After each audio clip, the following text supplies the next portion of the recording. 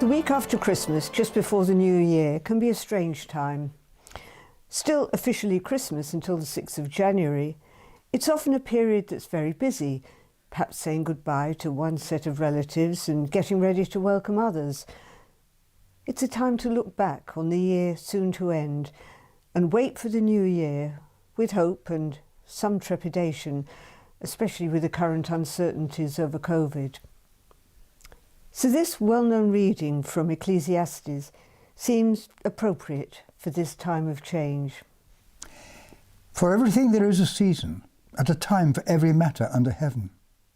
A time to be born, and a time to die. A time to plant, and a time to pluck up what is planted. A time to kill, and a time to heal. A time to break down, and a time to build up. A time to weep, and a time to laugh.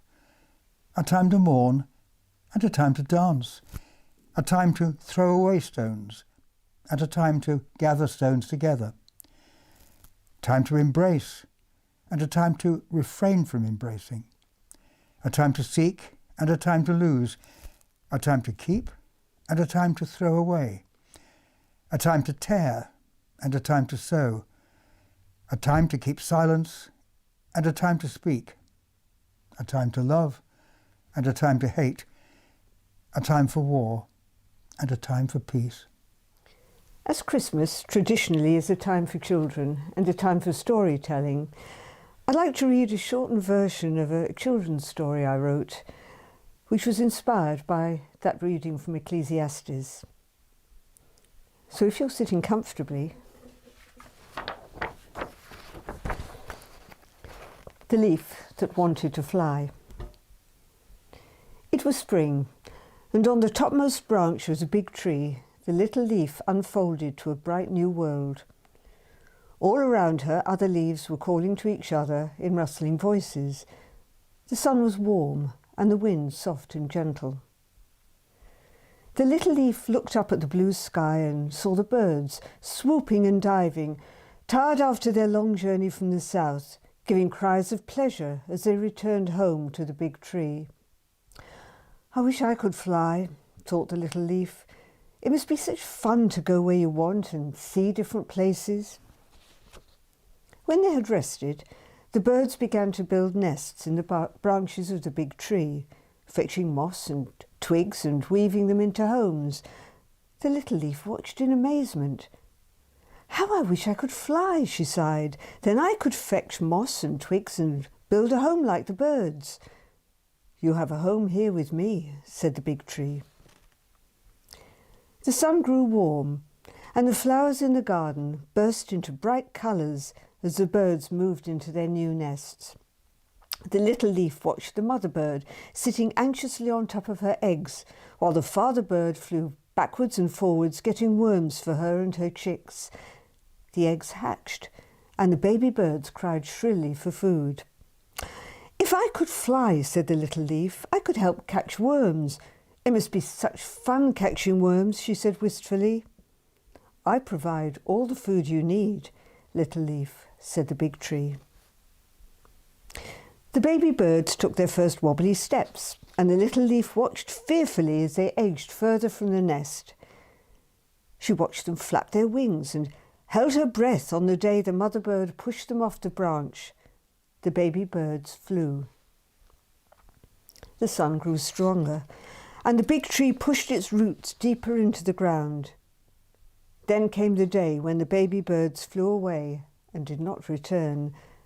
The little leaf was sad. "I wonder where they've gone," she said. "If only I could fly, I could follow them." "I wish you could be happy here with me," said the big tree sadly. The sun started to lose its warmth, and the leaves on the big tree shivered as the wind blew. The leaves began to change colour, red and yellow and brown. Some were blown from their branches and whirled dizzily to the ground. The birds prepared to fly south and came to the big tree to say goodbye until next year. "Where are they going?" asked the little leaf. "They're flying to find the sun," said the big tree, "on a long journey to where the lands are warm and there is no winter." "Oh, why can't I fly?" cried the little leaf. "Then I could go with them." She looked up at the birds circling high above the big tree. "Take me with you," she called. "Please take me." But the birds left without her. The days grew shorter and the weather colder. The leaves began to slip from the tree, sometimes drifting gently down to the ground below, sometimes blown far away, disappearing from sight. The little leaf was frightened. "What's happening?" she cried, clutching at the branch. The big tree smiled. "The wind takes them and they fly." "But I don't want to go," said the little leaf. "Don't you? I thought that was what you did want." The little leaf was silent.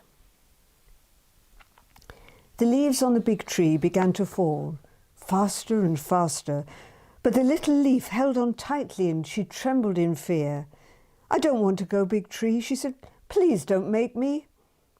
At last, the little leaf was the only one left on the big tree.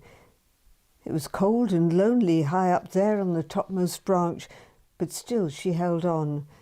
"Don't make me fall," she said. "I was wrong when I said I wanted to fly. I want to stay here with you forever." "Little leaf, why are you frightened?" asked the big tree. "I'm frightened of getting hurt when I fall, and I'm frightened of what will become of me when I reach the ground." "You have nothing to fear," said the big tree. "The wind will take you gently in its arms." "But I don't want to leave you," protested the little leaf. The big tree spoke gently. "You won't leave me. I love you and will always be with you. I promise." Just then, a gust of wind tore at the little leaf and she slipped from the big tree. She closed her eyes, then opened them and saw the big tree far below her. "I'm flying," she thought delightedly. "At last I'm flying." And she flew on the wind, round and about, up and down, until finally she came softly to rest on the ground beside the massive trunk of the big tree. Snow fell. The plants in the garden slept, and the little leaf slept too, covered by a mantle of white. In the spring, the snow melted, the sun gained in strength, but the little leaf had gone. The big tree put forward new shoots of bright green leaves, which uncurled and danced in the spring sunshine. And the little leaf, now part of the rich brown earth, helped nourish the tree and make it grow strong and tall. So in the end, her wishes were granted, and the big tree kept its promise. The little leaf flew, and she stayed with the old tree forever.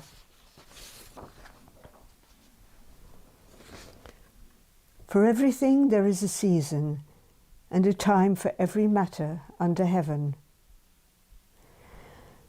So as we wait on the brink of the new year, let us put our trust in God and look forward in hope, strengthened by the promise made by Jesus. Remember, I am with you always, to the end of the age. And may I wish you all a very happy, peaceful, and blessed New Year.